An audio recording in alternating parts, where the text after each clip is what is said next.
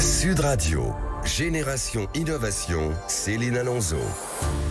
Bonjour et bienvenue sur Sud Radio. Chaque semaine, avec Laurent Bavénis qui est expert en innovation, nous donnons la parole aux entrepreneurs français qui révolutionnent notre quotidien. Et aujourd'hui, c'est d'un dispositif médical révolutionnaire pour combattre la maladie de Parkinson dont nous allons parler sur Sud Radio avec le fondateur et la directrice générale de Diam Park, une neurotech qui est située dans les Hauts-de-Seine. Sud Radio, Génération Innovation, Céline Alonso. Jamshid Dalili et Caroline Atlani, bonjour à vous et merci d'avoir accepté notre invitation sur Sud Radio. Alors Jamshid, vous êtes polytechnicien et serial entrepreneur à succès depuis 25 ans. Et en 2020, 2 ans après avoir été diagnostiqué, donc porteur de la maladie de Parkinson, vous aviez 57 ans, vous avez décidé de créer Diam Park pour venir donc en aide aux patients et aux professionnels de santé. Alors cette maladie qui touche actuellement donc plus de 200 000 personnes en France, on va en parler dans un instant avec un professeur de neurologie, mais avant, j'aimerais que vous nous expliquiez, Jamshid, quelle est la vocation de votre start-up et pourquoi vous l'avez créée donc? J'allais pas rester les bras croisés en attendant que la maladie me ronge. Comme vous avez dit, il y a 200 000 personnes qui sont atteintes de cette maladie en France. Mais dans le monde entier, il y avait 10 millions de personnes. 10 millions de personnes qui sont condamnées parce qu'on n'a pas de guérison. C'est une maladie dont aujourd'hui on ne guérit pas. Moi, je veux voir mes arrière-petits-enfants et je veux que de mon vivant, la maladie soit vaincue. Et donc, j'ai décidé de... Vous voyez, ma voix a changé. Ça prouve que vous avez su toucher une fibre sensible chez moi. Vous retenez ça, on en parlera tout à l'heure. Je suis très émue, Jamshid, parce que effectivement, hors antenne, vous m'avez expliqué, et le docteur aussi, Caroline Atlani, m'a expliqué que dans la journée, quand on est atteint de cette maladie, parfois, de temps en temps, subitement, vous êtes atteint d'un trouble de la parole. Oui. Et là, vous avez recouvert la parole. Exact. Je suis très émue, Jamshid. Sans doute pas autant que moi, puisque justement ma voix vient de changer. Les symptômes de la maladie vont et viennent au gré du temps, dans la journée, mais dans le temps, ils s'aggravent. Ils s'aggravent parce qu'on n'a pas aujourd'hui de guérison pour cette maladie. Donc moi, j'avais le choix pour profiter d'une retraite dorée ou me battre jusqu'au dernier moment en profitant de ce que je sais faire. Je suis ingénieur, je suis créateur, inventeur, je suis physicien et je suis patient. En mettant tout ça bout à bout, je me suis dit, il y a peut-être quelque chose à faire. D'où l'idée de Diam Park. Au début, je ne savais pas ce que j'allais trouver. Et au bout d'un moment, je me suis rendu compte que cette maladie, ça faisait 50 ans qu'on n'avait pas progressé dans la guérison parce qu'on ne savait pas mesurer.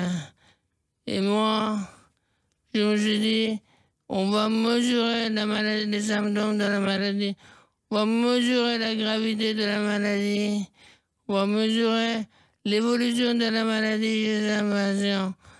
Et de cette manière, on aura déclenché un cercle vertueux pour trouver une guérison. Ça, c'est le début le tout début de l'aventure. Et ayant cette idée en tête, ayant fait un peu de R&D en tant que scientifique citoyen, j'ai créé Diam Park en 2020 et j'ai rassemblé une équipe. Vous voyez ici le fleuron. Alors justement, le docteur Caroline Atlani, qui est à vos côtés, qui est donc directrice générale donc de Diam Park. Alors Caroline, docteur, expliquez-nous exactement qu'est-ce que c'est que ce dispositif Diam Park? Alors d'abord, je voudrais dire une chose, parce que l'émotion, on l'a tous ressenti. Je pense que d'avoir un fondateur exceptionnel, un fondateur qui vit la maladie, qui en souffre, ça nous donne aussi des responsabilités. C'est-à-dire qu'on a une équipe technique, on a une équipe de grande qualité sur le développement d'une start-up. dans ses aspects business, dans ses aspects technologiques. Ça nous oblige au sens où, très clairement, on a besoin... on a besoin d'aller vite, d'aller bien, d'aller fort.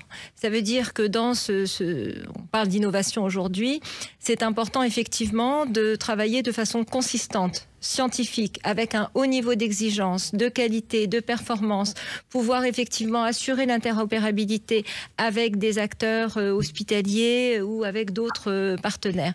Donc, c'est une exigence que l'on a et qui est aussi liée, on va dire, à l'histoire même de cette maladie. Donc, le dispositif que l'on a mis en place, qui s'appelle DigiPark, est un compagnon pour les patients, c'est-à-dire ça permet aux patients de noter son ordonnance, d'avoir des rappels au moment des prises, de noter tous ses symptômes, de mesurer ses symptômes, de bénéficier de tout plein d'exercices de rééducation, de noter les rendez-vous avec le médecin. Et l'idée pour nous, c'était vraiment de rompre l'isolement et de s'assurer qu'effectivement les patients puissent avoir un véritable compagnon. C'est essentiel côté patient parce qu'ils voient le médecin, le neurologue 1 à 2 fois par an, donc c'est très peu. Et c'est essentiel côté professionnel de santé pour justement faciliter le dialogue et leur permettre de mieux comprendre finalement l'évolution de la maladie et l'état du patient au-delà du moment unique de la consultation. Alors il faut l'expliquer parce que DigiPark, c'est une application mobile. Donc les fonctionnalités de cette application, c'est le pilulier électronique. Absolument. Qui rappelle donc les heures de prise des médicaments, c'est ça, le journal des symptômes, et il y a aussi, à travers cette application, vous proposez des exercices, des activités. Quelles sont-elles exactement? Alors ça a été très important de comprendre que au-delà de l'histoire personnelle de Jamshid, on a travaillé avec beaucoup de patients, on est aussi près de France Parkinson, on a travaillé, étant incubé à l'Institut du cerveau, on a travaillé avec des neurologues de la Pitié-Salpêtrière, avec des spécialistes en orthophonie, en kinésiologie, de manière à s'assurer d'avoir un vrai service rendu aux patients. Donc c'était très important de comprendre que l'ergonomie, les fonctionnalités, tout ce qui a été développé pour les patients répond à un besoin côté professionnel de santé et côté personnes touchées par la maladie. Alors parmi les exercices que vous leur proposez, il y a des exercices de diction à faire chez soi, c'est ça? C'est ça. Ouais. De la même façon que je disais, la difficulté d'accès aux soins pour les neurologues, finalement, c'est pas si facile de toucher et d'être suivi et d'être pris en charge par un orthophoniste, par un kiné.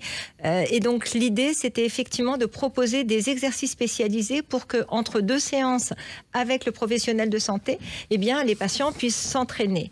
Et on sait à quel point c'est clé dans l'évolution de la maladie et dans le retard de l'évolution de la maladie de faire le maximum d'exercices physiques et également d'exercices en orthophonie. Parce que l'orthophonie, c'est la respiration, c'est la déglutition, c'est la parole. Et tout ça, c'est très important d'assurer en fait un entraînement régulier au-delà des petits moments avec les professionnels de santé en consultation. Et oui, et important aussi ces exercices de calligraphie, c'est ça, docteur? Tout à fait, parce qu'effectivement, la motricité fine, alors on a parlé un peu des troubles de la parole, mais il y a également potentiellement des troubles moteurs, des tremblements, et on reviendra bien évidemment avec le professeur Nézia Kouider-Kouja sur la sémantique, sur la sémiologie de cette maladie, pour qu'on comprenne. Pour autant, effectivement, c'est important de développer des exercices qui répondent à ces enjeux-là. Eh oui. Alors le docteur, effectivement, Nézia Kouider-Kouja, qui est présidente du comité scientifique de DigiPark, professeur de neurologie, experte en maladie de Parkinson et mouvements anormaux, vient de nous rejoindre sur Sud Radio. Bonjour à vous, docteur. Alors ce dispositif médical, vous le proposez à vos patients. Expliquez-nous quels résultats vous avez déjà obtenus avec eux. C'est-à-dire, avant de parler de résultats et de qu'est-ce qu'on propose aux patients, en fait, comme vient de le dire le docteur Atlani, ce dispositif comble un besoin réel, qui est le besoin d'avoir des informations rapportées par le patient lui-même sur son état, qu'une consultation normale de neurologie de 20 minutes, de 30 minutes tous les 6 mois ne peut pas donner, même si le patient se rappelle très bien tout. Donc l'idée, c'est que cette application permet au patient de renseigner son état au jour le jour, à la minute, même s'il le souhaite, et que le neurologue reçoit un rapport sur la durée pendant laquelle il n'a pas vu son patient. Donc, avant de parler de résultats, je voudrais dire ce que ça apporte en fait aux neurologues pour qu'après on aille à qu'est-ce que ça peut améliorer dans la prise en charge des patients. Et le fait d'avoir donc cette lacune d'information très importante dans une maladie très complexe, où il faut jongler avec de nombreux paramètres pour pouvoir optimiser le traitement du patient. Et s'il nous manque des paramètres, le traitement ne sera pas optimisé, non pas par ignorance du médecin, mais parce qu'il ne dispose pas de toutes les informations utiles pour optimiser le traitement. Moi, je trouve que c'est le nœud gordien de la gestion de la maladie de Parkinson, c'est ça. C'est-à-dire que si on arrive à avoir les informations sur ce qui se passe dans la vie du patient sur ces mois où on ne le voit pas, on n'est plus tributaire de sa mémoire, qui est forcément lacunaire, on ne retient pas tout ce qu'on vit en 6 mois, et cette application comble une lacune majeure. Donc moi, neurologue, qu'est-ce que je peux espérer comme résultat? Bien sûr que je l'ai proposé à mes patients, évidemment. Bien sûr que j'étudie avec Diem Park l'impact qu'il a sur les patients français aussi. Et j'espère bientôt à l'étranger.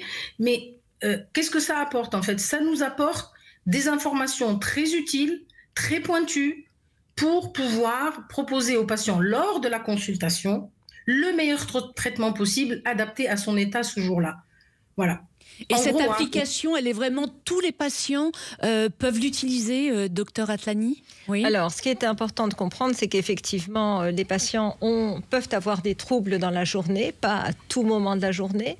Donc, elle s'adresse à l'ensemble des patients. Si les patients sont très avancés dans la maladie, potentiellement les aidants peuvent aussi saisir les symptômes que vivent leurs conjoints ou leurs parents. Mais en tout cas, l'objet, c'est effectivement de pouvoir accompagner au mieux l'ensemble des patients du début de la maladie jusqu'à la toute fin de celle-ci. Et oui, donc il faut le rappeler, cette application Laurent Benveniste, elle est gratuite et accessible vraiment sur tous les stores Apple et Google. C'est vraiment une révolution dans le domaine de la neurotech, Laurent?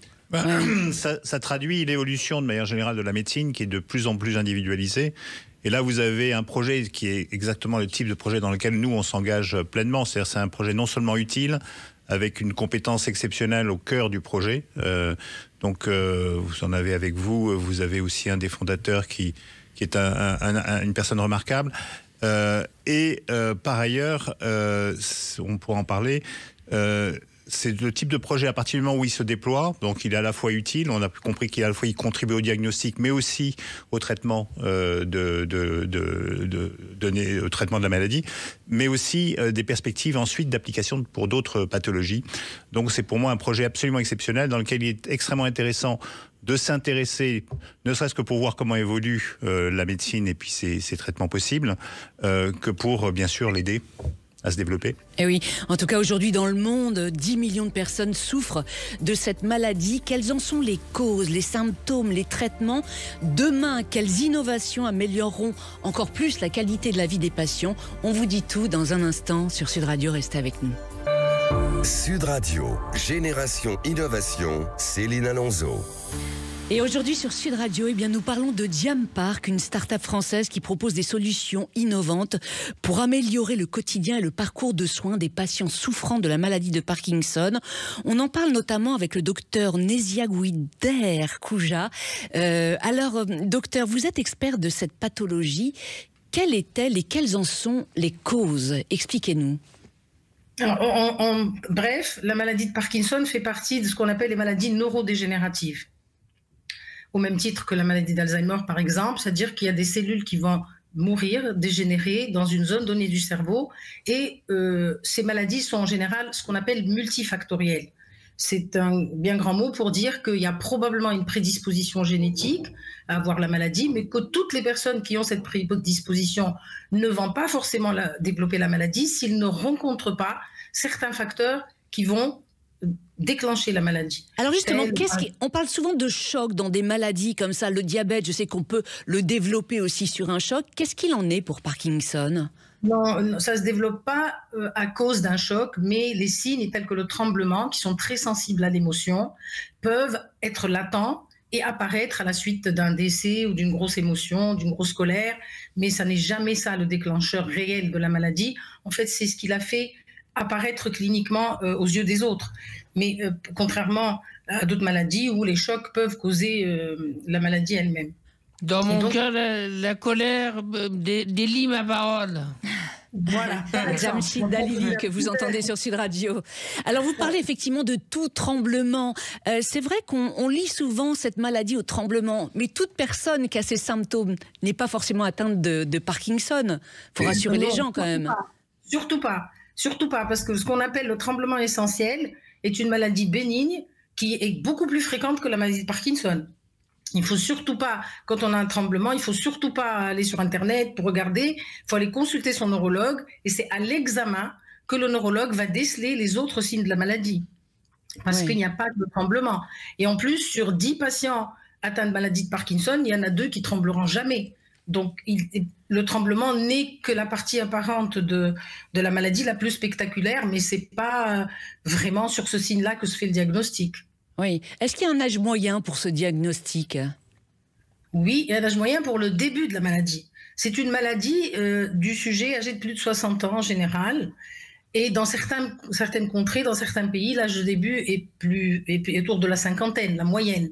Mais alors personnellement, excusez-moi docteur, je vous coupe, parce que personnellement, j'ai connu une personne de 27 ans atteinte de cette maladie. J'y venais. Il y a des deux côtés donc de ce spectre central où la moyenne c'est entre 50 et 60 ans, il y a des gens qui peuvent être atteints à la vingtaine ou même moins dans certains pays. Le cas le plus jeune de maladie de Parkinson, c'est 8 ans. Donc, mais c'est extrêmement rare, heureusement, et c'est 20% des cas. C'est ce qu'on appelle le Parkinson jeune ou Parkinson juvénile. Ouais. Donc sur 10 patients, encore une fois, pour revenir à l'image, 8 seront dans la tranche d'âge normale, entre la cinquantaine, soixantaine et plus, et on aura 2 qui commenceront à 40 ans, à 40 ans, à 30 ans, à 20 ans, etc. Donc le gros contingent de patients, c'est des sujets âgés, et donc qui très souvent ont d'autres maladies associées, ce qui augmente le nombre de paramètres à gérer pour bien gérer un patient parkinsonien. Et maintenant, avec le vieillissement de la population au niveau mondial, bien sûr, on connaît une augmentation de la prévalence de la maladie. La prévalence étant le nombre de cas existants à un temps T, au moment où on parle aujourd'hui, par exemple. Donc, effectivement, la maladie paraît être plus fréquente et elle l'est à cause du vieillissement de la population. Et oui, et on dit même que cette maladie, c'est la maladie à la croissance la plus rapide dans le monde. Parfaitement, tout à fait. Tout à fait. C'est une maladie qui augmente de façon très importante ces dernières années. Mais en même temps, Céline, permettez-moi de dire que le fait qu'on s'y intéresse plus fait qu'on regarde mieux et qu'on diagnostique plus tôt, surtout qu'on diagnostique plus précocement. Avant, il fallait 3-4 ans pour avoir le diagnostic de maladie de Parkinson. Aujourd'hui, par exemple, sur des simples troubles de l'olfaction, on peut suivre le patient et voir s'il va développer autre chose après. Il y a aussi ce facteur visibilité donné par l'amélioration de nos connaissances et de notre manière de diagnostiquer. Ah oui. Docteur Caroline Atlani. Oui, je voulais rebondir sur cette population de jeunes personnes atteintes de la maladie. On a trouvé très important chez Diam Park de leur donner de la lumière. Et donc, sur la page LinkedIn de Diam Park, on a mené une campagne des Parkinson Heroes, parce que parmi tous ces jeunes qui sont atteints de la maladie, on a été extrêmement enthousiasmé de voir des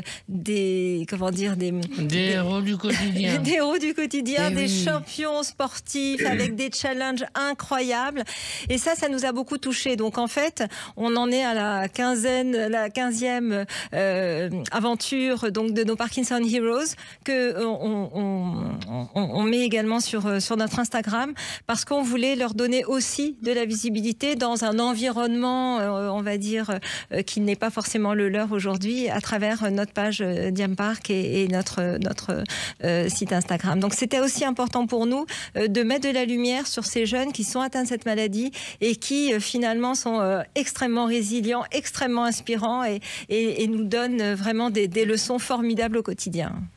Et oui, aujourd'hui, combien de patients utilisent votre application alors ? Alors, il y a plus de 2000 personnes qui ont déjà téléchargé DigiPark. C'est important pour nous parce que derrière ces utilisateurs, il y a aussi beaucoup de données. On a peu parlé encore de technologie, mais effectivement, DigiPark, ce sont des modèles, des algorithmes, des données qui sont bien évidemment tout à fait anonymes, des données qui sont consolidées, mais qui donnent une vision assez précise de la vie réelle réel de ces patients, c'est-à-dire les prescriptions, c'est-à-dire les symptômes, l'usage des exercices de rééducation, l'usage d'une application telle que celle que nous proposons, qui peut être utile aussi pour d'autres pathologies. Donc tout ceci est très intéressant à analyser et nous permet effectivement, comme le disait Laurent, de s'inscrire vraiment dans une dynamique de médecine personnalisée, de médecine de précision et de recherche prédictive pour demain. Et oui, et ces données surtout pourront aussi faire avancer la recherche. Où en est aujourd'hui la recherche sur Parkinson ? Alors peut-être le professeur prend le oui, professeur Nézia Gouider.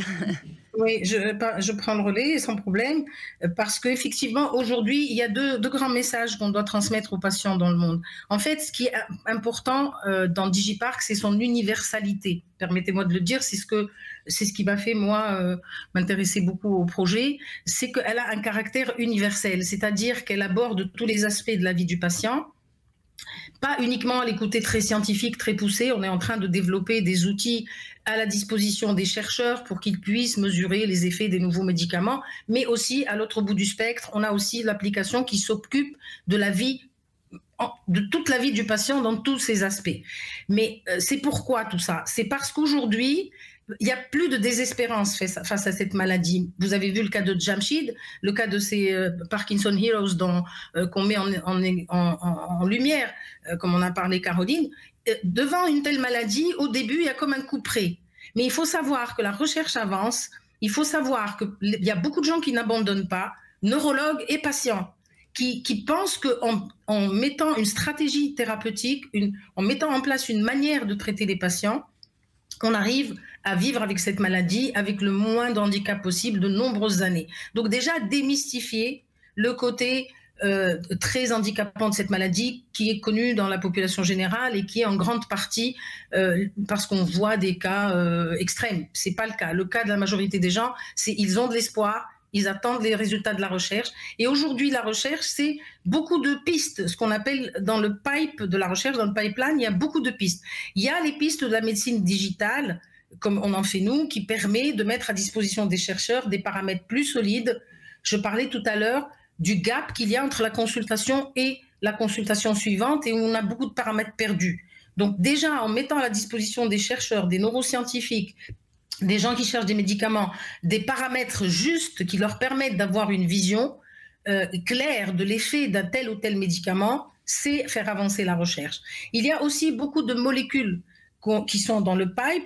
Je parle par exemple de l'antidiabétique oral qui vient d'être découvert comme ayant un effet sur le Parkinson. Vous savez que l'amantadine, je nomme la molécule, pas le produit, était un antigrippal.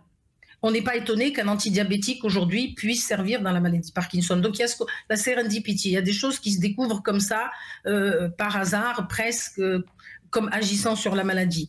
Et puis il y a la chirurgie de la maladie de Parkinson, on n'en a pas parlé, oui, mais c'est aussi c'est des techniques qui s'affinent, dont les indications s'affinent et dont les spécialistes deviennent de plus en plus performants.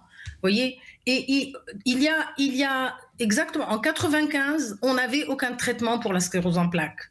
Moi, j'étais j'étais assistante de neurologie à l'époque. Du jour au lendemain, on a eu les interférons.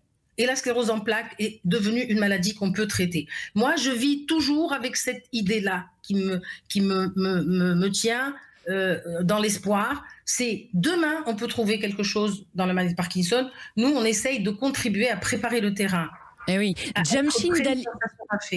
Jamshid Dalili et Caroline Atlani, au-delà de Digipark, donc cette application, je le rappelle, qui permet donc de combattre, de surmonter le Parkinson, vous avez développé aussi un dispositif de surveillance.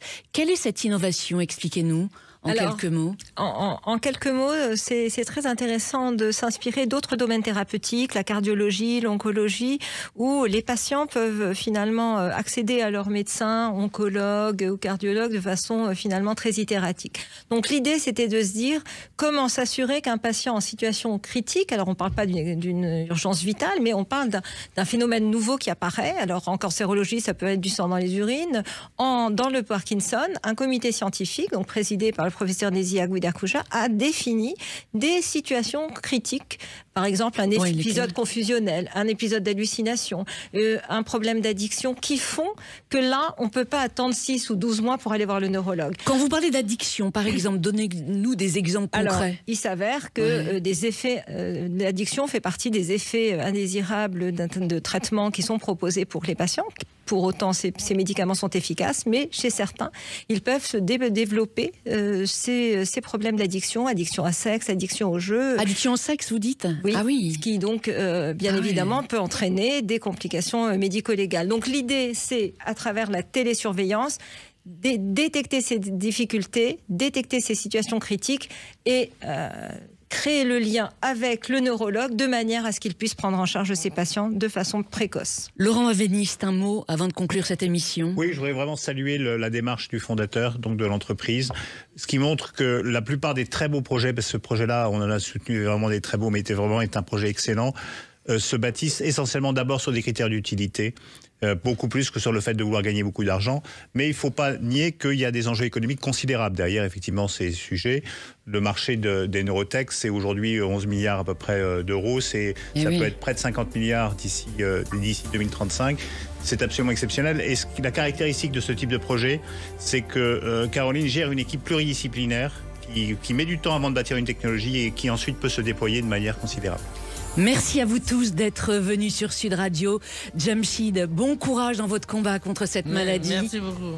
Chers auditeurs, si vous souhaitez connaître la maladie de Parkinson en profondeur, eh bien rendez-vous sur le site diampark.io et rendez-vous sur Sud Radio donc la semaine prochaine, dimanche, pour un nouveau numéro de Génération Innovation. D'ici là, vous pouvez réécouter cette émission en replay, en podcast sur l'appli Sud Radio ou sur sudradio.fr. Bon dimanche à l'écoute de Sud Radio. Sud Radio, Génération Innovation, Céline Alonso.